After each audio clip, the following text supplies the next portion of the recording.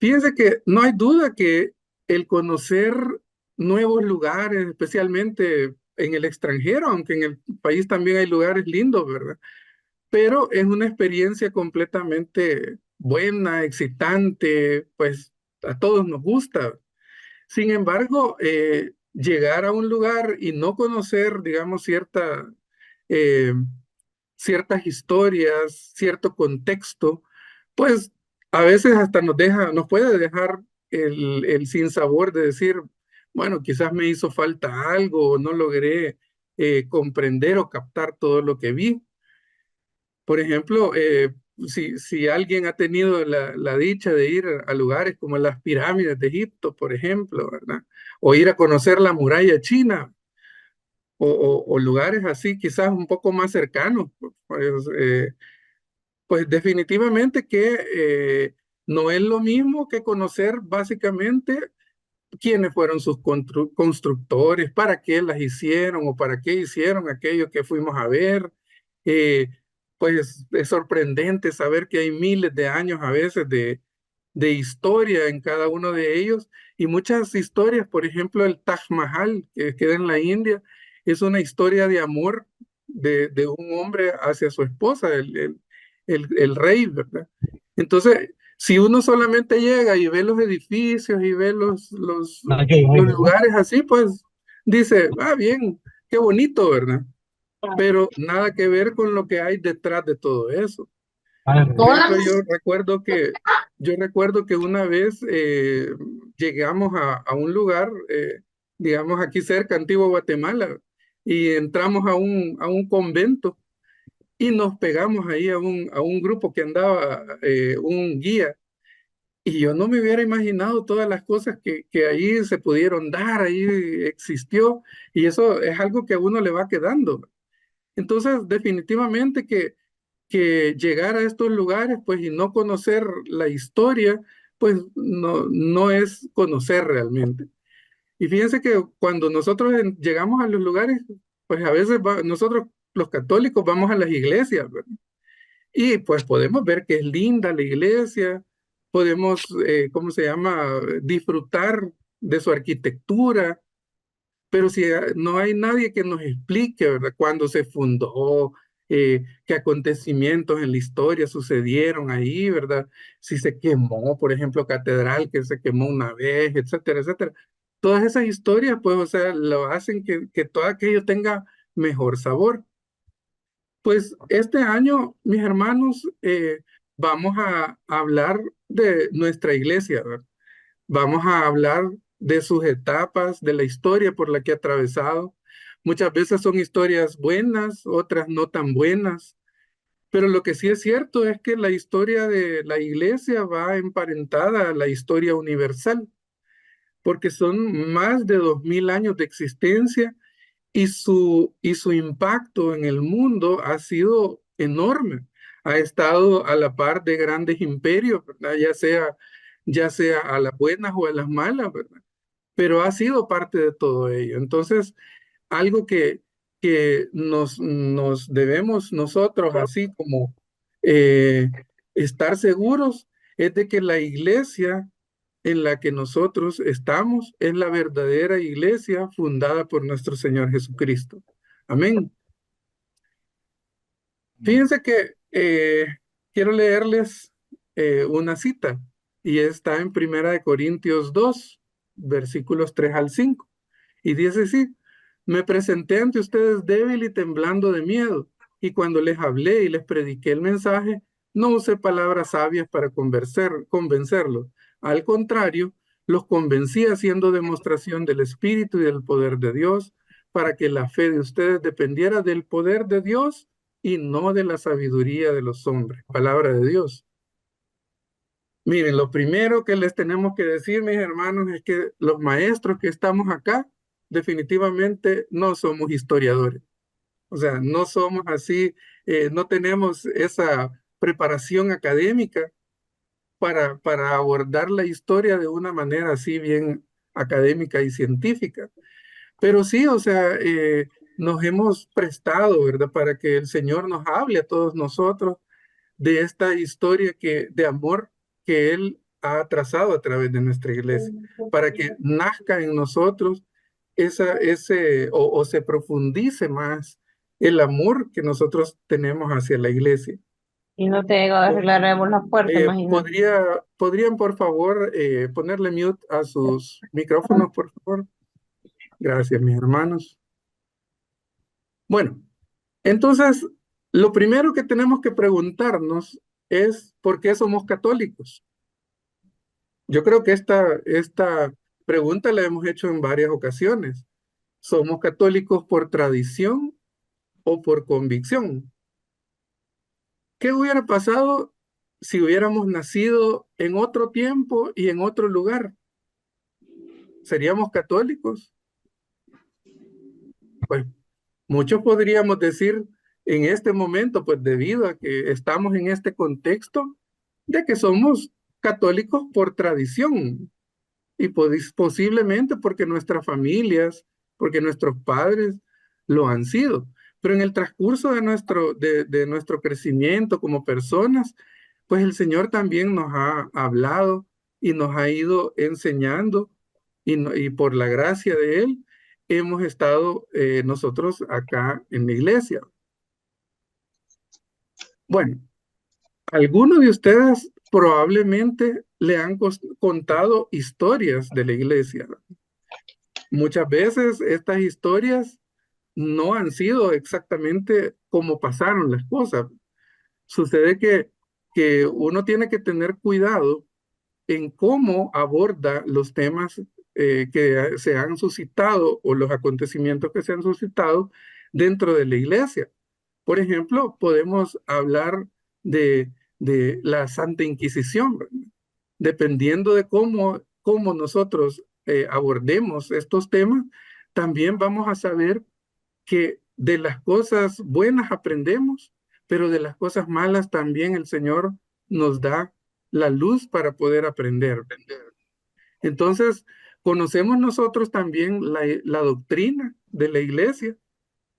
También podríamos decir que sí, ¿verdad? Podríamos tener una noción de lo que es la doctrina como tal. ¿Y dónde podemos encontrar la doctrina? Bueno, sabemos que los tres pilares en donde descansa la doctrina de la iglesia son, en primer lugar, la Sagrada Escritura, ¿verdad? Bueno, tenemos pues la Sagrada Escritura, ¿verdad? En donde pues encontramos parte de esta doctrina. También la tradición y el magisterio de la iglesia. No vamos a desarrollar esos temas acá, pero sí, si ustedes lo anotan y después lo investigan un poco, pues, o sea, será de mucho beneficio. Bien, hablando un poco de lo que es la Sagrada Escritura, que digamos que es como uno de los ejes así fundamentales. En primer lugar, bueno, ustedes como saben, nosotros acá en la Como utilizamos la versión Dios habla hoy. Digamos, esto es como la versión oficial que utilizamos en la comunidad, ¿verdad? Pero a veces nosotros podemos auxiliarnos de otros. Por ejemplo, muchos predicadores y maestros ocupamos a veces la versión de Jerusalén. Y también en algunas ocasiones esta que es un poco más familiar, ¿verdad? La Biblia latinoamericana. Esta en particular me encanta por la letra grande que tiene. Y a uno pues ya los faroles ya le fallan, ¿verdad? Bueno, hay muchas versiones. Está la latinoamericana, la nacarcolunga, la Biblia de nuestro pueblo, etcétera, etcétera. ¿Y cómo saber si mi Biblia es católica? Bueno, en primer lugar, recordemos la charla del retiro. ¿Cuántos libros tiene la Biblia? Ah, tiene 73 libros. Y no solo eso, ¿verdad? Sino que cada una de sus Biblias, si ustedes le buscan ahí, está certificada por una institución católica o una editorial avalada por la conferencia episcopal correspondiente. Aparte de lo que es la escritura, la Sagrada Escritura, también nos apoyamos en el magisterio de la iglesia y tenemos aquí el catecismo. El catecismo de la iglesia también es, y lo vamos a usar en muchas ocasiones, entonces tengámoslo a la mano. También podemos encontrar varias literaturas, ¿verdad? Encíclicas, cartas, obras de diferente índole. Yo hace poquito me compré este librito que lo he empezado a leer, Doctrina Espiritual, o sea, está muy lindo, ahí lo compré en la librería católica. Y definitivamente que son grandes enseñanzas, ¿verdad? Todas estas, por supuesto, son enseñanzas transmitidas eh, con el aval de la iglesia. Entonces, bueno, vamos a apoyarnos de todo ello para lo que es el curso de historia de la iglesia. Como les decía, han pasado muchos siglos desde que la iglesia fue fundada por Cristo, y en este curso vamos a ver muchas cosas lindas en la iglesia, triunfos, momentos gloriosos, logros para la gloria del Señor, ¿verdad? Pero también vamos a tener que hablar de errores que se han cometido, momentos difíciles por los que ha atravesado la iglesia, esos momentos oscuros que han permitido saborear muchas veces la ausencia de Dios para poder valorar la presencia de Él. Entonces, definitivamente que la iglesia incluso la podemos hacer como una comparación como con un barco. Imaginémonos que la iglesia es un barco que ha sido construido por Jesús. Él es el arquitecto y el constructor. Pero en este barco, pues el barco ha tenido capitanes, ¿verdad? Como los papas, ha tenido tripulación, como los obispos, ¿verdad? Y el clero. Y también, pues hemos tenido pasajeros como nosotros, ¿verdad? Los laicos. Y todos, pues, puede ser que nos hayamos descuidado en algún momento, nos estemos descuidando en este momento, por ejemplo, ¿verdad? O también puede ser, pues, que haya momentos en los que, somos diligentes en lo que debemos hacer dentro de este barco. Así que en este barco, por supuesto, han habido muchos que lo han abandonado, ¿verdad? A lo largo de la historia, como por ejemplo Lutero, ¿verdad? Allá por los 1510 y algo, 17. El rey Enrique VIII de Inglaterra, por allá por el 1530 y algo. Calvino, que también por esas fechas abandonó el barco, y todos ellos católicos al inicio, ¿verdad? Pero también hubo personas que se quedaron a construir, a reconstruir muchas veces, como por ejemplo San Francisco de Asís, Santa Catalina de Siena, San Ignacio de Loyola, todos ellos pues grandes constructores o reconstructores de algunos aspectos en lo que el Señor les pidió reconstruir la iglesia. Pónganle mute, por favor, a sus micrófonos. Bueno, lo que sí es importante es que sabemos que nuestra iglesia es santa. Y es santa porque el fundador es Cristo y Él es santo. Pero también es pecadora porque está formada por hombres y mujeres pecadoras como nosotros, imperfectos. Pero todos estamos tratando de alcanzar esa santidad. Y eso nos lo manda Dios en la palabra de Dios. En Levítico 11:45b nos dice: sed pues santos porque yo soy santo. Ese es el mandato que tenemos. Y Jesús nos lo vuelve a repetir en San Mateo 5:48. Vosotros pues sed perfectos como es perfecto vuestro Padre Celestial. Entonces la iglesia está llamada a la santidad, está llamada a ser santa. Y si es llamada a ser santa es porque puede hacerlo. Usted puede ser santo. Yo puedo ser santo, mi hermano. Y eso es por voluntad y gracia de nuestro Señor. Entonces, sin embargo, pues en la situación actual podemos cometer errores, podemos equivocarnos, pero pues de todos esos errores también se aprende. La iglesia muchas veces ha parecido que agoniza, parecido que ha tenido momentos en que casi desaparece, pero vuelve a salir a flote. ¿Y por qué? Porque nuestro Señor Jesús lo prometió en San Mateo 16:18. Nos dice, las puertas del infierno no prevalecerán contra ella. Palabra del Señor y promesa de Él. No obstante, Satanás está trabajando arduamente. Trabaja para boicotear toda la obra del Señor, boicotear a la iglesia, boicotearnos a todos nosotros, porque recordemos que Él lo que quiere es robar, matar y destruir. Fíjense que uno de estos ardides han sido básicamente la separación y la confusión. Entonces han salido un montón de disque iglesias o sectas de índole protestante o de doctrinas completamente raras, esotéricas o de otra naturaleza, ¿verdad? Hasta espaciales, ¿no? O sea, ha habido de todo. Y muchas personas le han prestado atención y le han seguido el juego solo porque está de moda, tal vez, o solamente por llevar la contraria a veces a la misma familia.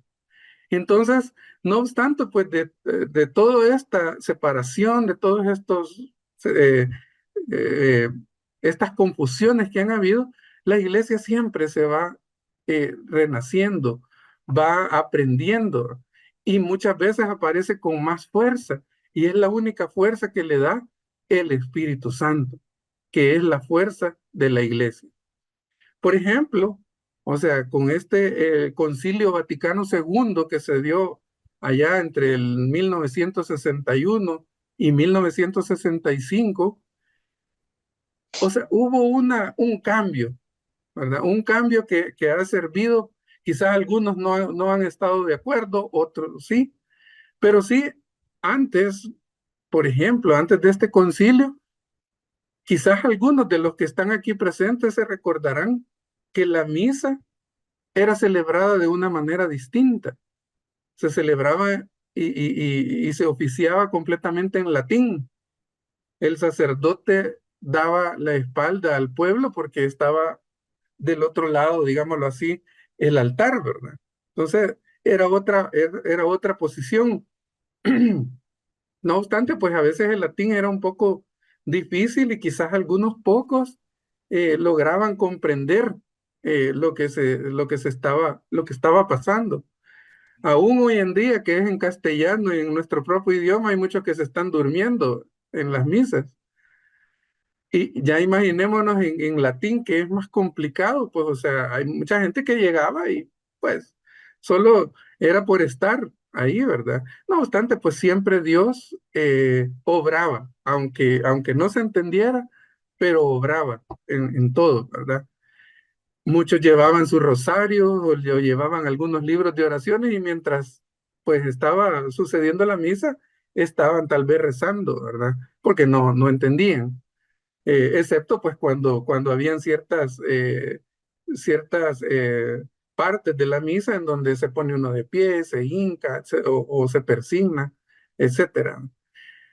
Entonces, esto pues es como un pequeño ejemplo, ¿verdad? De los cambios que han habido. Como les digo, en algunos casos pues hay personas que han aceptado esos cambios, hay otras personas que todavía incluso dicen, no, era mejor antes. Pero bueno, o sea, hay siempre que amar, ¿verdad? A la iglesia. Recordemos que la iglesia es nuestra familia y a veces en nuestra familia, pues hay algunos que actúan de un modo, otros actúan de otro. Todas las familias son distintas, ¿verdad? Y sin embargo, todos los miembros, pues los caracteriza el amor. Entonces, nuestra iglesia igual. Bueno, entonces, hablando pues también de lo que es la proliferación de las sectas, específicamente quizás las protestantes. A veces incluso uno escucha frases que dicen los hermanos ahí, esperados, dicen ahora, dice, cuando yo era católico, cometía estos y estos otros pecados. Y lo que pasa es que sabemos que estas personas en realidad no eran católicos, pues, o sea, decían que eran católicos porque tal vez era lo que habían escuchado, pero en realidad nunca lo fueron. Así que, eh, pues ellos fueron presa fácil para los falsos profetas que llegaron a hablarles y endulzarles el oído y pues llegaron a esas otras, a otra secta, ¿verdad? En San Mateo 24:24 podemos leer, porque vendrán falsos mesías y falsos profetas y harán grandes señales y milagros para engañar a ser posible hasta a los que Dios mismo ha escogido. Palabra del Señor. Hay un dicho que dice, católico ignorante, seguro protestante. Y eso es lo que ha pasado. O sea, que la ignorancia a veces en la que nosotros mismos, digamos, permitimos, es la que nos hace que, que nosotros nos vayamos de la iglesia. Ahora, la iglesia pues tiene una extensa tradición, una extensa resguardo de la doctrina. Tiene más de 2000 años de experiencia. Y muchas veces, pues, los protestantes hacen caso omiso de esta experiencia, digámoslo así, una experiencia guiada por el Espíritu Santo, porque nos acusan de idólatras, nos acusan de que le damos culto dicen, por ejemplo, no debemos llamar a nadie padre en la tierra, se agarran de estos versículos así, ¿verdad? Y nosotros le decimos padre a los sacerdotes, por ejemplo, ¿verdad? Pero también le decimos padre a nuestros papás, ¿verdad? Y eso no es malo. O dicen cosas como, ¿y quién dice que hay que bautizar a los niños chiquitos? O donde en la Biblia habla del purgatorio, por ejemplo, sobre eh, la virginidad de la Virgen, o que si tuvo más hermanos Jesús, o que el nombre de Jesús es Jehová y no Yahvé, etcétera, etcétera, etcétera. Entonces, si nosotros no conocemos de dónde nace la doctrina, podríamos caer también en esas confusiones. Entonces, por eso, mis hermanos, vamos a abordar estos temas, como les digo, no los vamos a abordar desde el punto estrictamente histórico, ¿verdad? Sino, pues, o sea que vamos a ir como analizando muchas situaciones importantes dentro del caminar de la iglesia, o sea, de nosotros mismos, ¿verdad? Y para conocer las cosas, digámoslo así, en las que debemos de atender más y también aquellas en las que debemos aprender de nuestros errores. Por ejemplo, tenemos que tener claras algunas definiciones, como por ejemplo, ¿qué es doctrina? La doctrina es una enseñanza. Dice el diccionario, doctrina es la enseñanza con la que se instruye a uno. Doctrina cristiana es la que está obligado a saber el cristiano en virtud de su profesión de fe. ¿Qué es religión? Religión es un conjunto de creencias o dogmas acerca de la divinidad, de sentimientos de veneración y temor hacia ella, de normas morales para la conducta individual y social y de prácticas rituales, principalmente la oración y el sacrificio para darle culto. Y por último también tenemos acá la definición de secta. Secta es un grupo de personas que se ha separado de la iglesia. Entonces, debemos de estar claros en todo ello. Bueno, entonces, empezando un poco desde sus orígenes, ¿cómo inició la iglesia? Fíjense que para eso vamos a leer del Santo Evangelio de San Mateo 16, los versículos 13 al 20. Y dice así, Pedro declara que Jesús es el Mesías. Cuando Jesús llegó a la región de Cesarea de Filipo, preguntó a sus discípulos, ¿quién dice la gente que es el Hijo del Hombre? Ellos contestaron, algunos dicen que Juan el Bautista, otros dicen que Elías, y otros dicen que Jeremías o algún otro profeta. Ujú. ¿Y ustedes quién dicen que soy? Simón Pedro le respondió, tú eres el Mesías, el Hijo del Dios viviente. Pongamos atención a esas palabras, mi hermano. Entonces Jesús le dijo, dichoso tú, Simón, hijo de Jonás, porque esto no lo conociste por medios humanos, sino porque te lo reveló mi Padre que está en el cielo. Y yo te digo que tú eres Pedro, y sobre esta piedra voy a construir mi iglesia, y ni siquiera el poder de la muerte podrá vencerla. Te daré las llaves del reino de los cielos. Lo que tú ates aquí en la tierra también quedará atado en el cielo. Y lo que tú desates aquí en la tierra también quedará desatado en el cielo. Luego Jesús ordenó a sus discípulos que no dijeran a nadie que él era el Mesías. Palabra del Señor. Pues fíjense que aquí es donde podemos encontrar la institución de la iglesia. Aquí es donde el Señor ya pone la piedra en Pedro, ¿verdad? Y aunque el Señor es la piedra angular, pero la piedra base de la iglesia es Pedro, es el Papa. Entonces, fíjense que hay que hacer notar algunas cosas de esta cita. Lo primero es el contexto. Imagínense que Jesús ha andado por toda Israel, por toda Galilea, por Jerusalén, ha andado haciendo un montón de milagros y obviamente pues muchos han hablado, ¿verdad? Y será un profeta, y será el elegido, y será quién será, ¿verdad? Y será pues Juan Bautista reencarnado, y será Isaías, o será Elías, ¿quién será? ¿Verdad?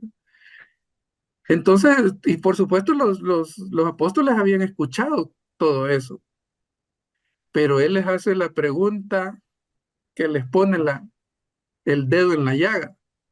¿Y ustedes quién dicen que soy yo? Yo me imagino que así como cuando a veces uno lanza preguntas así en un grupo, ¿verdad? Todos se quedan así como esperando a ver qué dicen los demás, ¿verdad? Hay un pequeño silencio incómodo, ¿verdad? En donde no se atreve alguien a decir algo por temor a cometer un error, ¿verdad? O a decir algo impropio. Pero fíjense la valentía de San Pedro, que le dice, tú eres el Mesías, tú eres el Cristo, el Hijo del Dios vivo. O sea, solo póngase a pensar, mi hermano, mi hermana, o sea, esta declaración que hace Pedro, inspirada por Dios mismo, es similar a cuando baja el Espíritu Santo y dice, este es mi Hijo amado, en él tengo toda mi complacencia. O sea, es una declaración de Dios mismo a través de la voz de San Pedro. Entonces, Jesús ve reconoce en esta respuesta de Pedro la señal del Padre, reconoce la acción del Espíritu Santo y entonces procede a decirle, ahí está, sos vos, a vos te voy a entregar la llave, ¿verdad? Entonces, y fíjense que Jesús pudo haberse guiado por criterios humanos, porque Jesús era humano también, y pudo haber dicho, no, hombre, este Pedro es muy bravo, quizás mejor no, mejor Juancito, que es más humilde, más dócil, ¿verdad?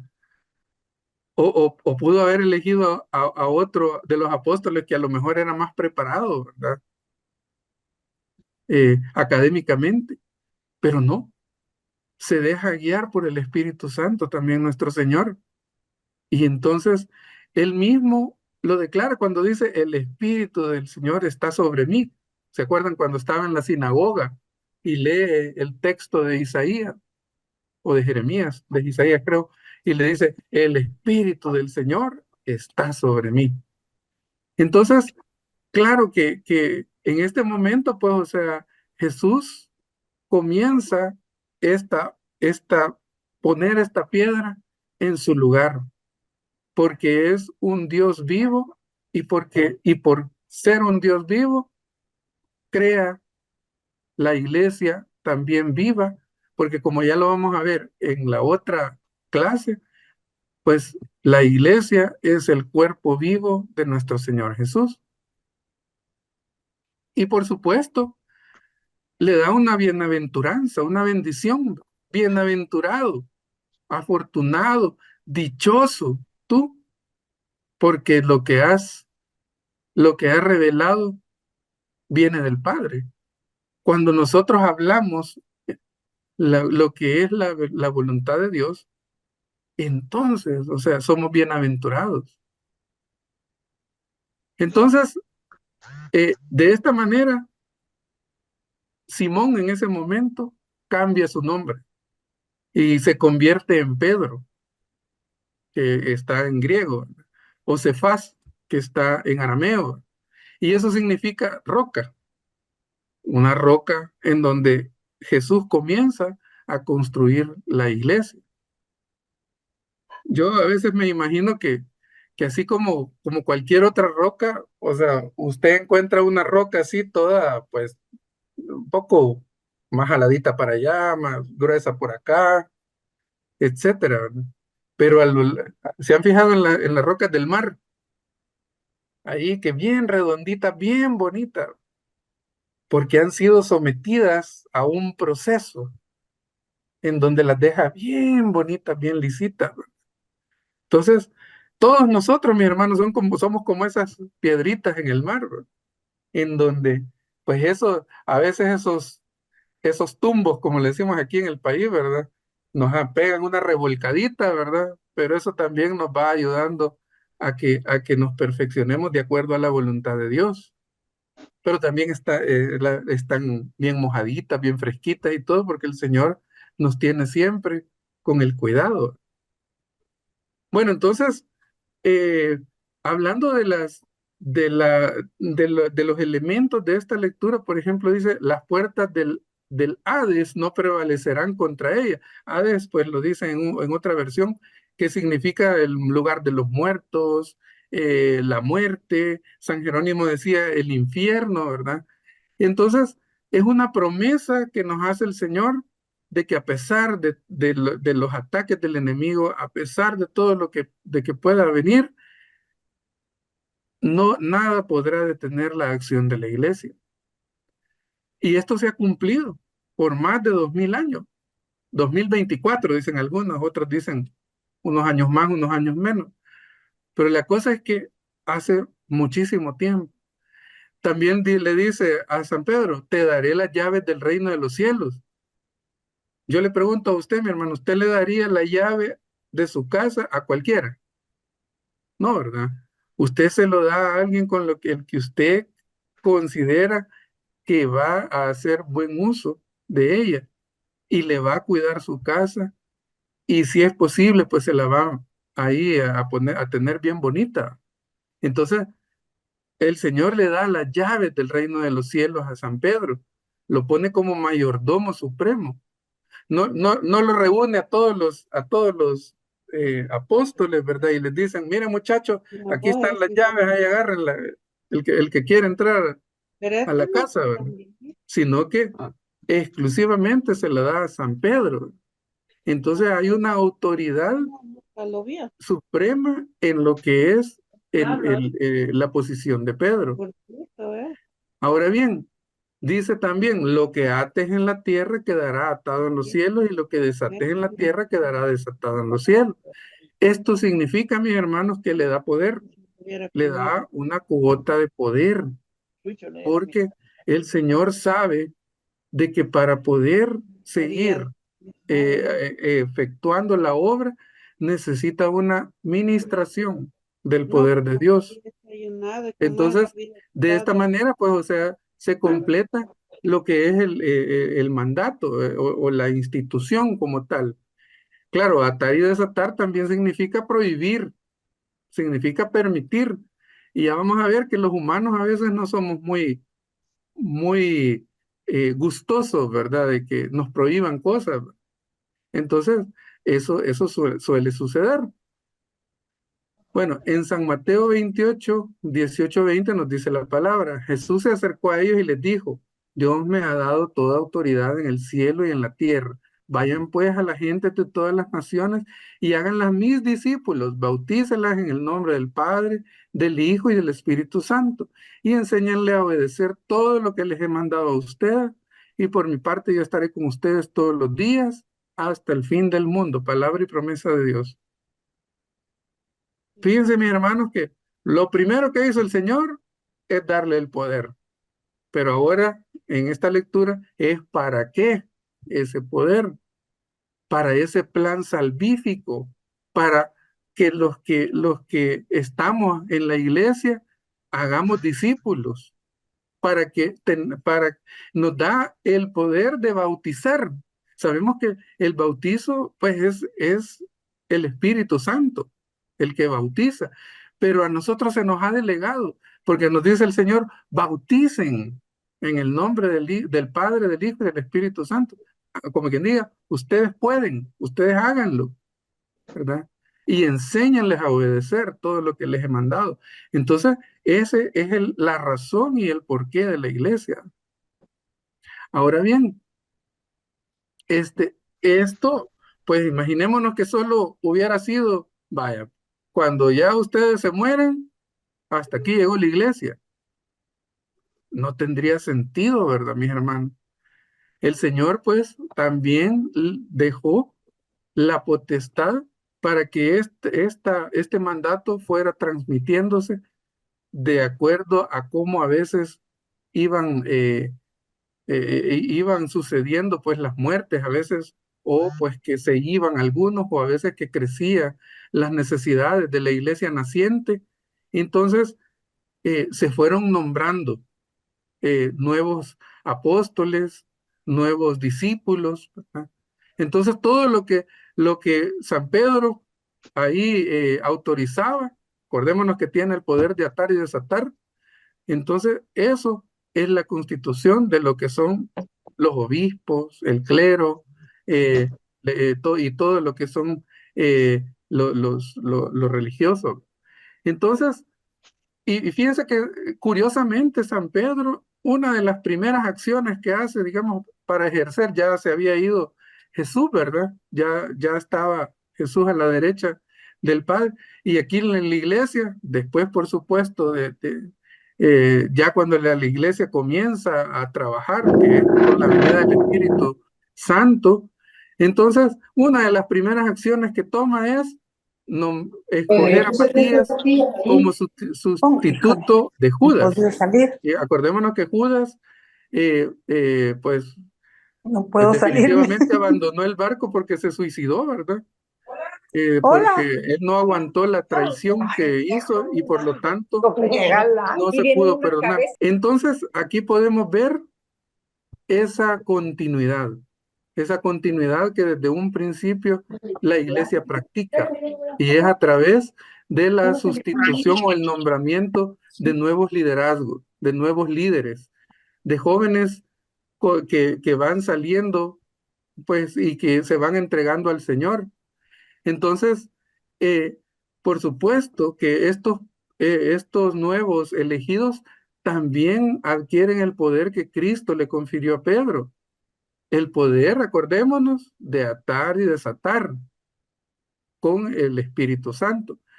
Entonces, mis hermanos, esto incluso lo podemos leer en los numerales 881 y 882 del Catecismo, ahí para que les quede de tarea.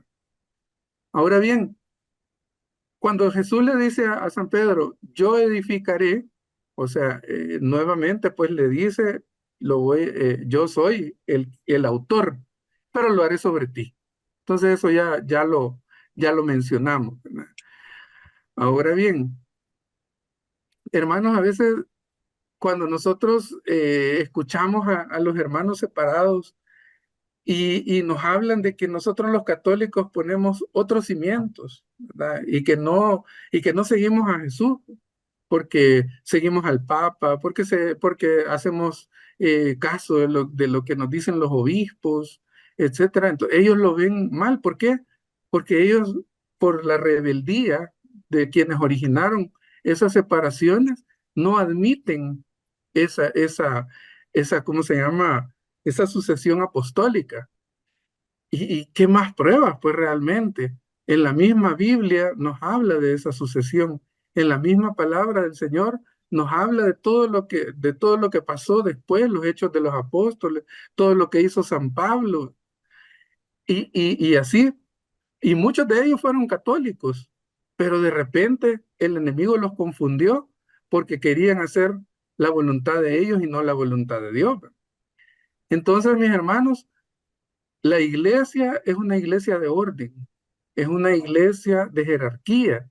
Y jerarquía no quiere decir que, que él es más importante o menos importante, por el contrario, es de responsabilidades.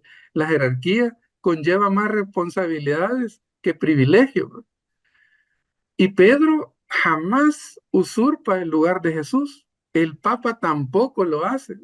O sea, todos los, todos los obispos, ellos saben que simplemente son vicarios de Cristo, o sea, conductores del mensaje del mismo. El que dice que vicario es el que, la persona que hace las veces de otra, o sea, el que representa, pero sin serlo, ¿verdad? Entonces, toda organización, mis hermanos, tiene que tener un orden. Nuestra iglesia tiene un orden, nuestra comunidad tiene un orden, ¿verdad? En donde tenemos, pues, al consejo de ancianos, ¿verdad? Los líderes que nos están guiando también, a los líderes de los ministerios, a los líderes de los grupos, de las asambleas, pues los encargados de diferentes ministerios. Eh, Así que definitivamente, mis hermanos, o sea, nosotros estamos dentro de una jerarquía, pero como les explico, esta jerarquía no es de importancia de alguien sobre alguien, sino más bien de un orden, porque cada uno de nosotros, y como les digo, les adelanto, esto se va a ver en la próxima clase, o sea, todos somos miembros de un solo cuerpo. Entonces, mis hermanos, el problema pues que pasa con nosotros los hombres definitivamente es la rebeldía. Esa rebeldía que no nos gusta que nos digan qué tenemos que hacer, o no nos gusta la forma en que nos hablaron, o no nos gusta que solo a nosotros nos dicen las cosas y a los otros no, o al revés, que a mí no me dan ninguna cargo y a los otros sí, ¿verdad? O sea, el hecho es que ese espíritu de rebeldía, pues lo tenemos que domar, mis hermanos. Entonces, pero el plan de Jesús es que haya un solo rebaño y un solo pastor, ¿verdad? Así que en San Mateo 7, 24, 25 nos dice la palabra: por tanto, el que me oye y hace lo que yo le digo es como un hombre prudente que construyó su casa sobre la roca. Vino la lluvia, crecieron los ríos y soplaron los vientos contra la casa, pero no cayó porque tenía su base sobre la roca. Fíjense cómo Jesús sigue utilizando la figura de la roca. Por supuesto que él es el fundamento, pero toda casa lleva cimientos, lleva hierro, lleva todo lo que lo sostiene, lleva ladrillo, lleva techo después, ¿verdad? O sea, hay una construcción de toda una casa, ¿verdad? Pero si está fundamentada tanto en Cristo como piedra angular, como en la misma iglesia como base de esa construcción, entonces la promesa es que pueden venir vientos, pueden haber tormentas y esa casa no se va a caer.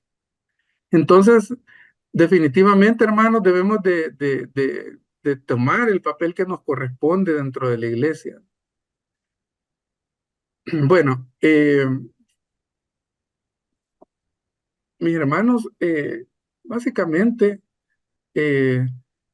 ¿por qué estudiar la historia? Con la historia definitivamente nos enamoramos más. Fíjense que yo cuando estaba pequeño, pues mis padres siempre fueron católicos, pues iban, no les digo cada domingo, pero sí de vez en cuando a misa, ¿verdad? y pues nos llevaban y todo, ¿verdad? Pero pues lamentablemente pues no tenían una instrucción o ellos no iban a instruirse al respecto y por lo tanto tampoco nosotros, ¿verdad? Yo recuerdo que en una ocasión, no recuerdo ni cómo llegó a mí, un libro que decía mi libro de historias bíblicas, que por cierto no es católico, ¿verdad? No es católico, sino que creo que de los, no sé si de los testigos de Jehová, no sé de qué. Y yo no quiero decirles, miren, cualquier literatura es la buena, no, pero como estamos leyendo, hasta de las cosas malas el Señor saca cosas buenas. Y fíjense que yo empecé a leer las historias, así como cuando uno lee un libro de cuentos, que Sansón ahí y que derrotó a un león y que después David le pegó una pedrada al gigante y que todas esas historias. Y fíjense que eso me llevó a, a tener, digámoslo así, una noción un poco mejor de lo que era, pues, la historia de la iglesia, la historia de la salvación. Ahora bien, en cuanto a la iglesia se refiere, nosotros tenemos que escuchar la historia de fuentes fehacientes, de fuentes verdaderas. Porque si nosotros también nos vamos a leer cualquier cosa, entonces cualquier cosa va a entrar en nuestra vida. Así que quizás con este, digámoslo así, un pequeño testimonio, solo les puedo decir que la historia sí hace que nosotros entremos en otro mundo, entremos en un mundo, nos hace interesarnos más, nos hace profundizar más, nos hace analizar más, porque fíjense que Dios no quiere robots dentro de la iglesia, quiere que seamos piedras vivas. Y una piedra viva, pues, o sea, tiene su personalidad, ¿verdad? Cada uno de nosotros, pues, tenemos nuestras propias formas de ser, nuestras propias formas de pensar, ¿verdad? Y aún así, Dios nos quiere a todos nosotros.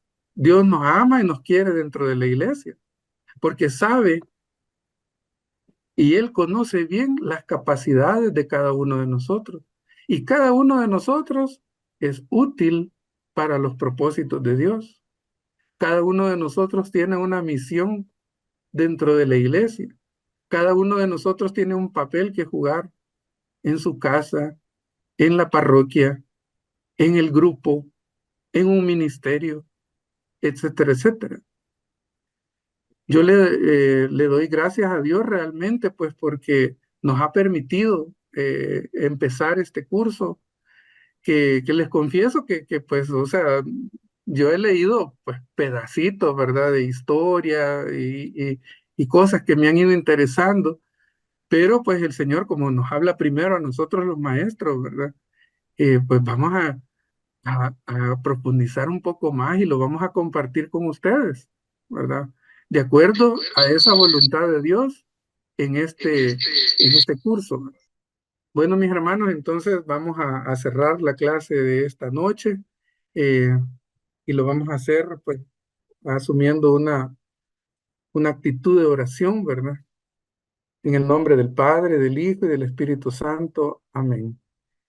Amado Dios, bendito Señor, qué alegría, Padre Santo, nuevamente estar aquí contigo. Qué alegría, Señor, que reconocemos cuánto tú nos amas, porque nos tienes aquí, a la par tuya y entre hermanos, en donde podemos sentir este amor que tú nos tienes. Mi Dios bendito, queremos encomendarnos desde ya para que tú, a través de todas estas clases, nos hables a nuestro corazón, nos ayudes a discernir qué es lo que tú quieres de nosotros, Señor, porque comprendemos de que ser elegidos es un privilegio, que no es para todos. Y Señor, te pedimos que nos ayudes a cumplir esa misión porque nosotros solos, sin ti, no somos nada. Por eso, papito lindo, te entregamos nuestra vida, te entregamos nuestras manos, nuestra boca, nuestros pensamientos, nuestras acciones, te lo ponemos en tus manos, Señor, para que en primer lugar nos ayudes a vencer todo aquello que nos hace pecar y para que también nosotros llevemos tu palabra a otros y para que sin miedo hablemos y hagamos discípulos a otros como tú nos lo has pedido. Gracias, amado Señor, gracias, bendito Dios, por cada uno de los hermanos que están reunidos acá, por sus familias, por todos aquellos que de alguna manera quizás no se pudieron reunir en esta clase, pero te pedimos que la próxima los hagas venir. Gracias, amado Señor, y todo te lo hemos pedido en el nombre poderoso de nuestro Señor Jesucristo y nos cubrimos con su preciosa sangre, en el nombre del Padre, del Hijo y del Espíritu Santo. Amén. Que Dios los bendiga, mis hermanos.